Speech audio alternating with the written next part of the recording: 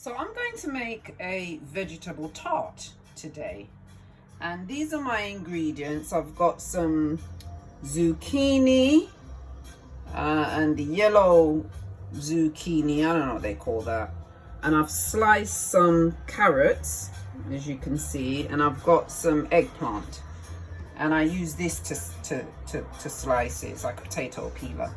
I'm going to make like a base out of nuts, onion and avocado. I'm going to season it with salt and pepper, and I'm going to put some of this like Italianish seasoning in it. I've got something else in the fridge I might use as well. Yeah, I'm going to put some pesto in it just to kind of give it a little bit of flavor.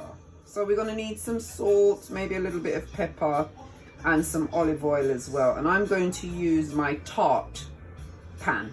For those of you who aren't familiar with a tart pan, they're usually quite shallow, and what makes this a tart pan is that the bottom lifts out, so that when you position your crust inside, you squeeze it up against the sides, and then when everything's finished, you just kind of lift it out. So that's a tart pan, and I make sweet tarts in that. I haven't done one in a while, but I'm gonna make this vegetable tart, and I'm quite excited about that. So as you can see, I've diced up some onions. That's about a tablespoon or so. And what I do with the nuts is I'm just going to grate it. I'm going to grate about, I don't know, 4 or 5 of these Brazil nuts. And then I'm going to add them to some crushed up avocado for like a base of the tart. You know, you see the bigger pieces, I'll just put them to the side and I'll just nibble on those so they don't waste. Yeah, that's what I do. I just grate it. I don't really make it difficult. So you can see I've cut this up. This is the nuts, and this is the onion. And you all know I'm a reggae girl, so I'm listening to some Rudy Thomas. Now, I've greased the pan a little bit, and I'm not really sure if I'm supposed to, but I did anyway. And I buy the crust. I don't make the crust, right? So this is usually quite tricky to place in the tart pan. You got to kind of just really unroll it gently, and if it's not big enough, you kind of have to use your rolling pin and kind of get it out. But what I'm going to do is I'm going to put it in the tart pan and just kind of spread it around with my fingers, and I'll come back to you when that's done. So you've got to like try and just sort of manipulate it to get up to the sides, and I'm not really good at this sort of thing, because look here, it's kind of still down there. But my Aunt Joyce, I mean, she's just a master at these kinds of things, but I'm not. That's why I buy the pastry, and you can get gluten-free pastry in your health store. This isn't gluten-free, but you know, for those of you that are gluten intolerant, you can get gluten-free. You gotta have some patience, like, you know, and just kind of get it up to the side. And if the pastry bakes, then you just kind of not bakes. If the pastry breaks, then you just kind of wet your fingers and sort of rub it over it, sort of glue it back together. And so as you can see, I've got the tart, but you can see some like, I don't know if you can see it really good. There's some pieces that are a little bit, see there? So what I'm going to do is I'm just going to wet my finger and sort of push them together. Meanwhile, I listen to Kofi. So I've just wet my fingers and I'm just going to rub it over and push it together a bit, and it closes it up. You got to be patient with this part of it, because you know, you got to kind of push it up. You see some cracks and you just wet your finger and it's almost like glue. you know? You remember when you were little and your parents were making them kind of dumpling, they gave you the dough. It was like plasticine or clay dough. And that's all you do, you just kind of rub your fingers over it so you bring it together. Now, I have an old bag of peas.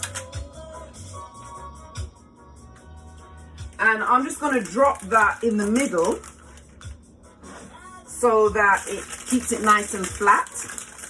And I'm going to bake it at 350 Fahrenheit. I don't know what that is in centigrade or, you know, however you do it in England. I'm just going to drop it in there.